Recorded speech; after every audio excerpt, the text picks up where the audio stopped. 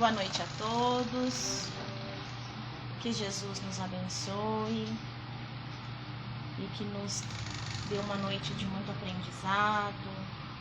Uma boa noite também aos nossos irmãos que estão assistindo online. Hoje nós estamos recebendo aqui o nosso irmão Pirola, falar sobre um tema do Evangelho, como nós temos seguido nas últimas semanas. Mas antes de nós entrarmos na palestra, nós vamos ler uma mensagem, uma mensagem para ir trazendo uma reflexão, para a gente trazer um recolhimento, uma sintonia com a espiritualidade que está aqui presente desde as primeiras horas desse dia, preparando esse ambiente para nós, preparando a nossa sala de passes, para que cada um de nós possa receber aquilo que nós viemos buscar aqui hoje. Então a mensagem de hoje é desse livrinho Jesus no Teu Dia a Dia, do Agnaldo Paviani, pelo Espírito José de Moraes. É a mensagem do item 8. Quanto custa? Quanto custa perder 5 minutos para ouvir o desabafo de quem sofre? Quanto custa suportar uma ofensa para não piorar a situação do doente que agride? Quanto custa o beijo carinhoso na esposa antes de sair para o trabalho?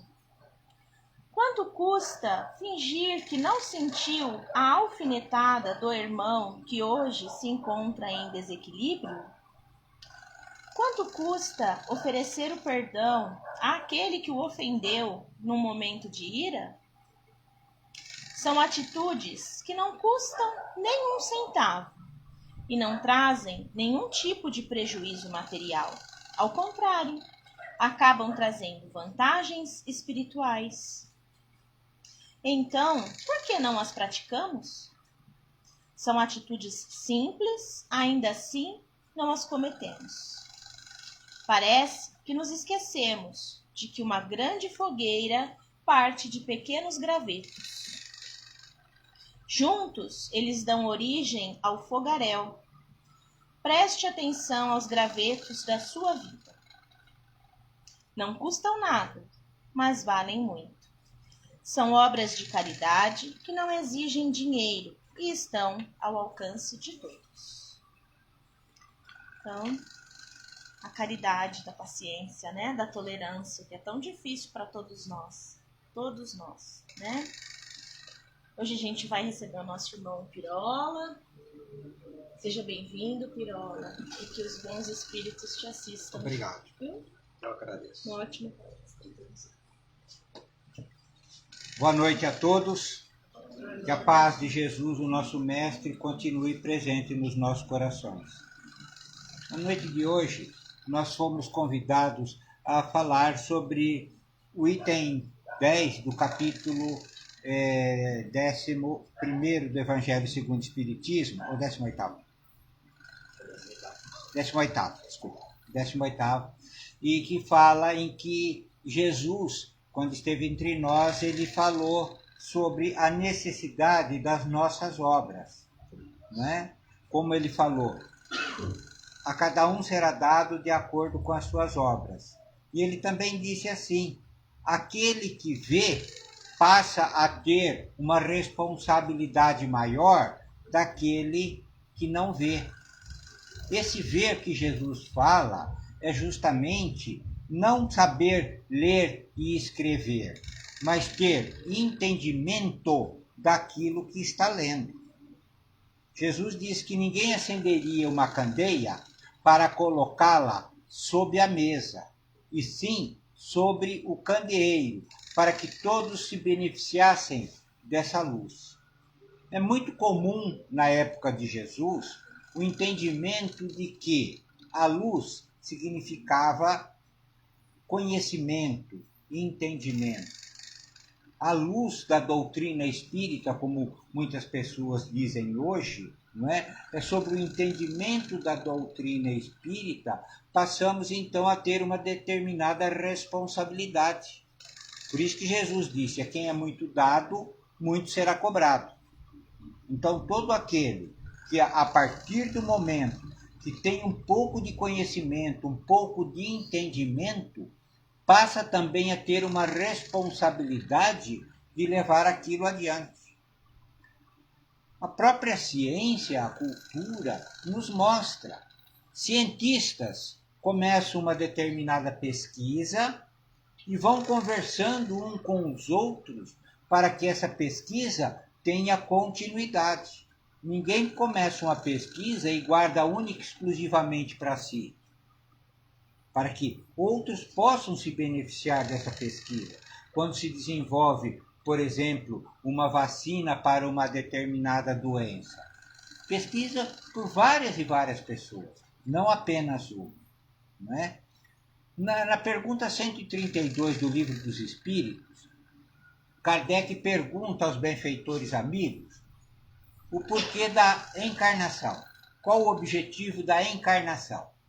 E os benfeitores amigos, eles respondem da seguinte forma, que é para dar a oportunidade para todos os espíritos, que, igualdade de condições, fomos criados simples e ignorantes. Então, o espírito ele precisa buscar o conhecimento, o entendimento, para que um dia possa se tornar um espírito relativamente perfeito. Então, o objetivo da encarnação é justamente essa: dar a oportunidade para o espírito para que ele continue a sua evolução. E também colaborar com a evolução do planeta, aonde o espírito está fazendo a sua evolução. Hoje, no degrau de evolução que nós nos encontramos, fazemos parte desse planeta de expiações e provas, denominado Terra. Mas como Jesus disse, existem muitas moradas na casa de meu Pai. Cada planeta que a gente vê, né, tem um determinado habitante de acordo com o seu degrau de evolução. Dentro desse degrau de evolução, poderíamos assim dizer, o planeta Terra é o terceiro em evolução. Até a esfera crística, nós não conseguimos contar ou saber quantos planetas existem, né, até nós chegarmos lá. Mas um dia chegaremos lá. Então, hoje nós fazemos parte desse planeta. Então, nós estamos aqui para aprender e colaborar com a evolução do planeta. Quanto nós já colaboramos para a evolução do planeta, materialmente falando, intelectualmente falando, tecnologicamente falando? Muito. Em 250, 200 anos para cá, quanto nós evoluímos? Mas só que também nós precisamos evoluir, não somente materialmente falando, mas principalmente moralmente falando. A partir do momento em que a gente admite que já tivemos muitas reencarnações, e nós percebemos isso em determinados espíritos, na tenra idade, por exemplo, crianças aí com 5, 6 anos, tocando piano melhor que muito professor que estudou mais de 20 anos, né? Por quê? Esse espírito já está trazendo de uma vida pretérita, esse conhecimento que ele trouxe. Então ele está ora aqui reencarnado como nós estamos aqui para aprender e colaborar com a evolução também do nosso planeta Terra. Tem uma parábola que Jesus nos contou no Evangelho de Mateus, no capítulo 25, que fala sobre as 10 virgens, a parábola das 10 virgens. Então Jesus diz assim, que existiam 10 virgens que, tomando as suas lâmpadas, foram de encontro aos seus esposos. Era natural, naquele tempo não existia luz elétrica, e era comum o noivo ir à casa da noiva e era recebido por lanternas, por lâmpadas, né? Como existiam naquela época. Dessas 10 virgens, 5 eram sábias e 5 eram tolas. As virgens sábias, as 5 sábias, pegaram as suas lâmpadas, o óleo para abastecer essas lâmpadas, e as 5 tolas pegaram as suas lâmpadas e não pegaram o óleo para abastecer as suas lâmpadas. E foram de encontro aos seus esposos. Como o esposo tardava a chegar, elas adormeceram. Mas eis que, durante a noite, ouve-se um grito dizendo: eis que o esposo vem vindo. Então, as 10 virgens acordaram, acenderam as suas lâmpadas, só que as lâmpadas das virgens sábias permaneceram acesas, porque tinham o óleo abastecendo aquele pavio. E as virgens tolas, como não levaram óleo, as suas lâmpadas acendiam e acabavam se apagando. Aí então as virgens tolas pediram para as sábias um pouco de óleo para abastecer as suas lâmpadas para poderem esperar os seus esposos. E as sábias disseram a elas assim: olha, talvez o óleo que nós trouxemos não dê nem para nós. É preferível que vocês retornem para adquirir o óleo e depois vocês voltem. E assim elas fizeram. As tolas regressaram para adquirir o óleo. E quando elas regressaram, o esposo chegou. A porta se abriu e as sábias adentraram. A porta foi fechada. E depois, então, as tolas, depois de adquirirem o óleo, elas retornaram para aquele lugar. Mas a porta estava fechada. Elas bateram na porta e ouviu-se uma voz, perguntando quem era. E elas falaram: olha, nós somos assim, assim, assim. Então a voz diz: em verdade, eu não as reconheço. E Jesus então termina dizendo assim, que nós deveríamos ficar atentos, pois nós não saberíamos quando e como o esposo viria novamente. Muito bem. Como eu já disse, as lâmpadas, a luz, significa o conhecimento, o entendimento. Muitos de nós já temos a Bíblia em casa. Nós lemos, nós buscamos o conhecimento, ou o Evangelho segundo o Espiritismo, ou qualquer livro religioso de qualquer outra seita religiosa. Conhecimento, então, principalmente em relação aos 10 mandamentos, praticamente nós já conhecemos. Então, podemos dizer, como na parábola, que todos nós, no degrau de evolução no qual nós nos encontramos, já adquirimos o conhecimento. Acreditamos num Deus único, acreditamos na vinda de Jesus, acreditamos no seu Evangelho, conhecemos o seu Evangelho, então já adquirimos a lâmpada. O óleo, ele significa, na verdade, estar ligado com o plano espiritual superior. Era muito comum também naquela época, antes de qualquer rei, qualquer faraó, naquele tempo, iniciar o seu trabalho público, eles eram ungidos. No Velho Testamento, nós vemos sempre, que foi ungido rei. Então, da mesma forma como algumas seitas ou religiões até hoje, quando, entre aspas, do batismo, eles acabam ungindo as crianças com o óleo na testa. Então, o óleo significa a ligação. A pessoa está pronta, quando a pessoa, entre aspas, tem o óleo, ela já está pronta para desenvolver o seu trabalho aqui no planeta Terra. Então, as 5 sábias, elas estudaram, elas aprenderam e adquiriram, entre aspas, o óleo. Adquiriram, através do seu trabalho, em benefício do próximo, como Jesus nos ensinou. E deveríamos fazer para o nosso próximo aquilo que nós gostaríamos que fosse feito para nós.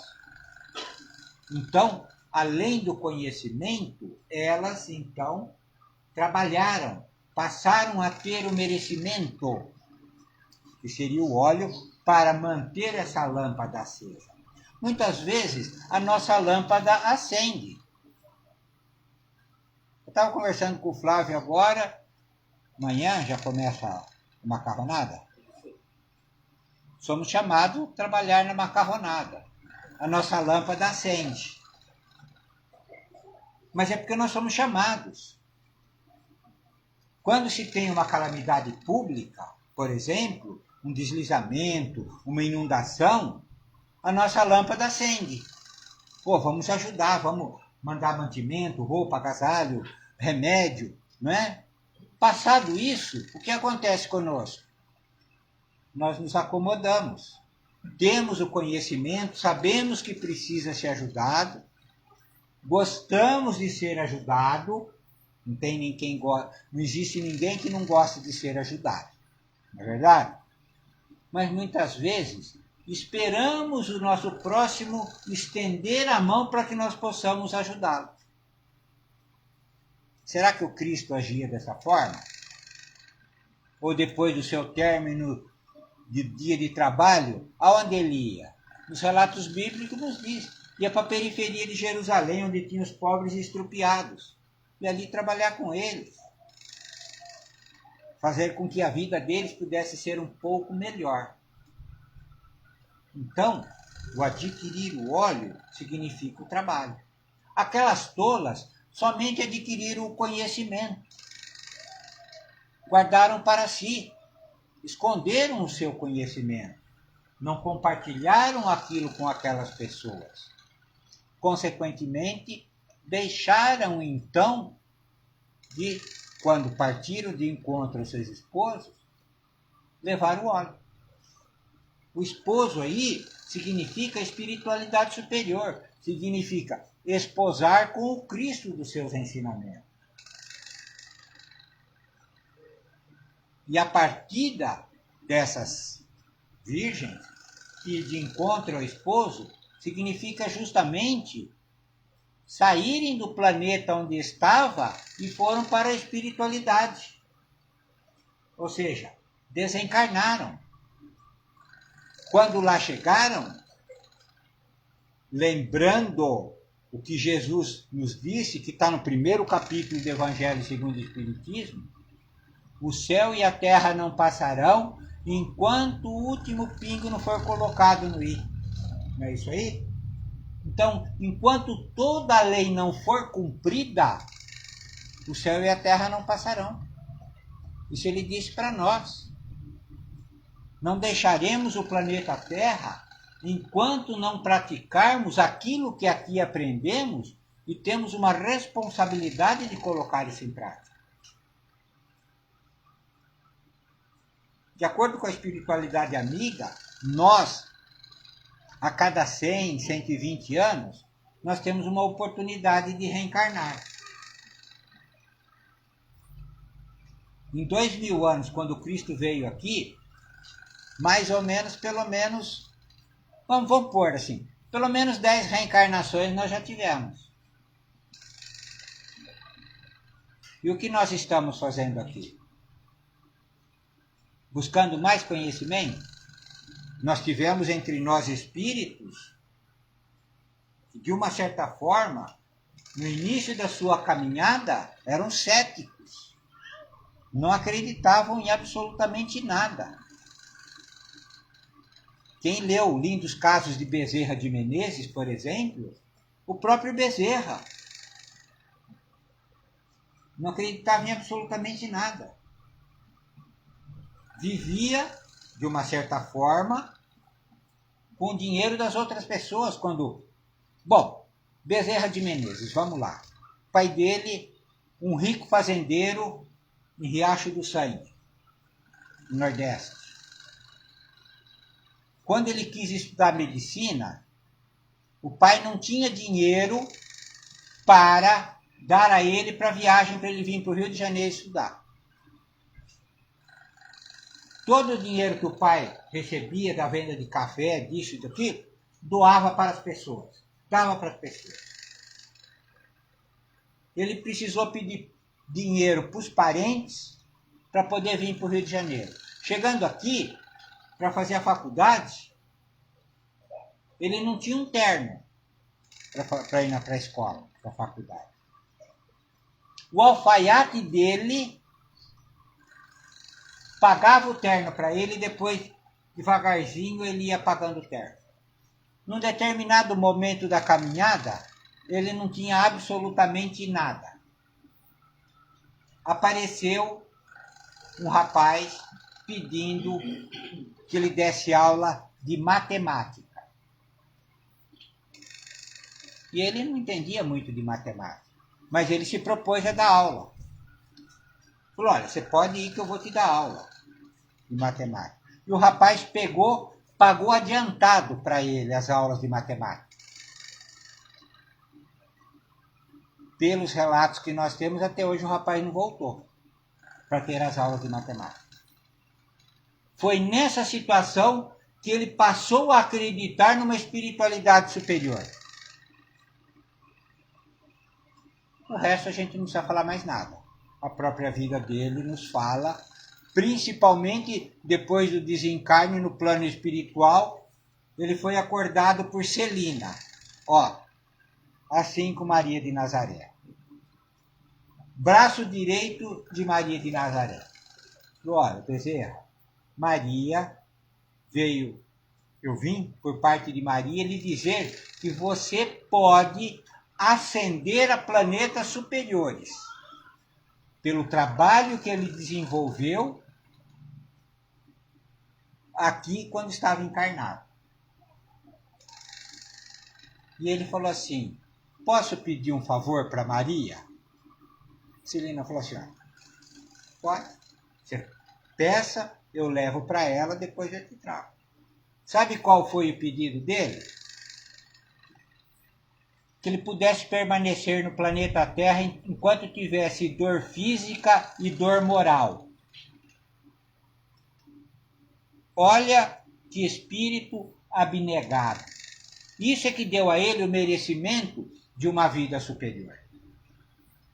Nós estamos doidinhos para desencarnar aqui e nunca mais reencarnar, chega, não é verdade?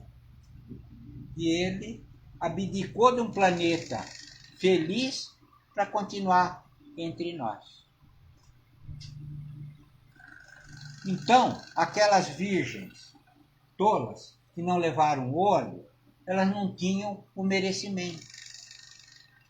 E a questão delas pedirem também tem um fundamento.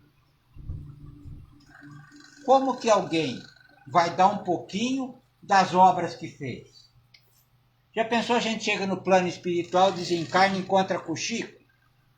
Aí a gente percebe que não pode ficar lá. Não tem merecimento. Falou, Chico, dá um pouquinho das suas obras para mim poder ficar aqui. Não tem como.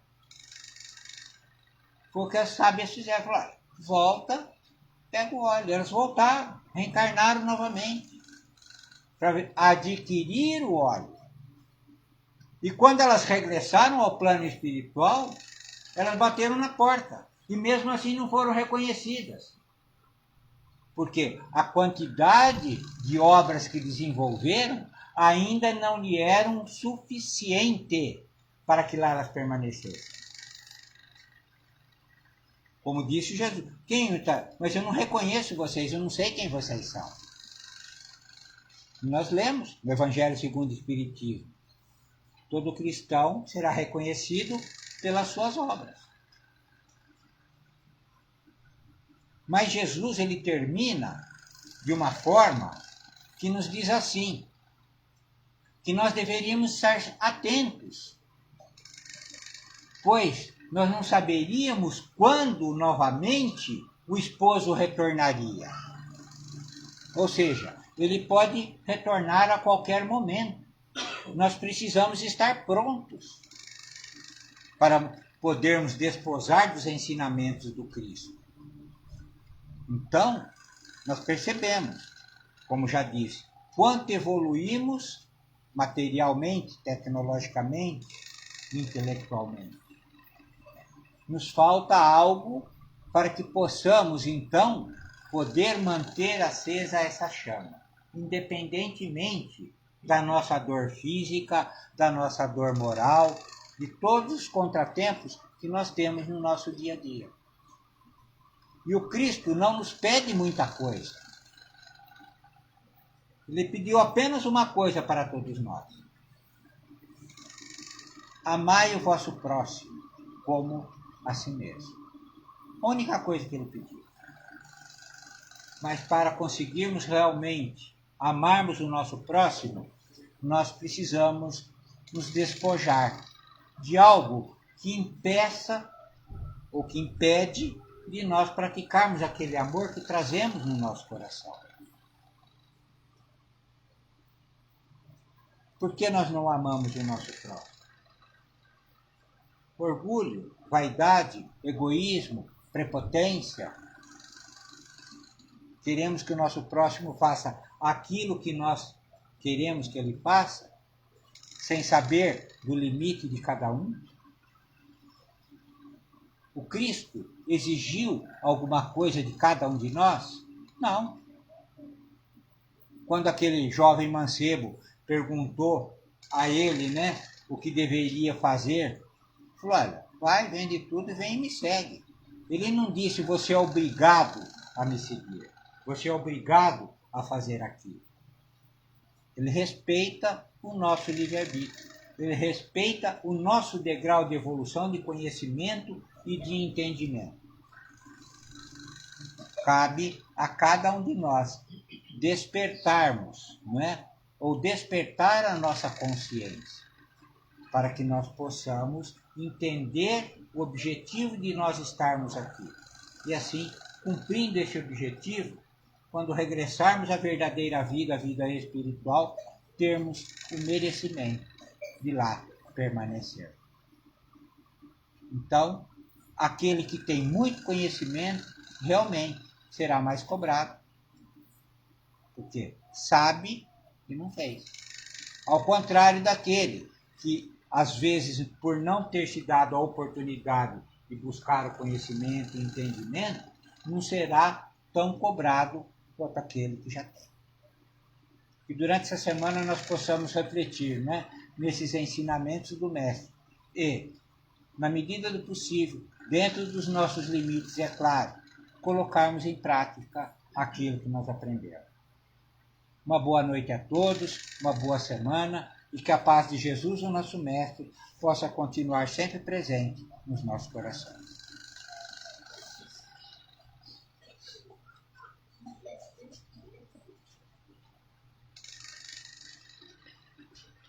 Pirola, muito obrigado.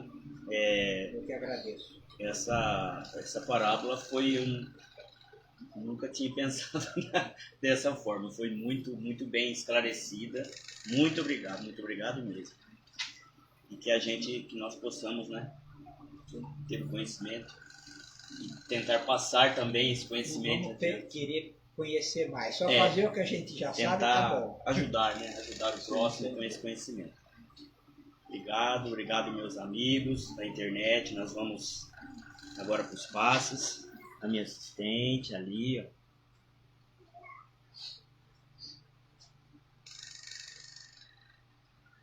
Concluir. Aí.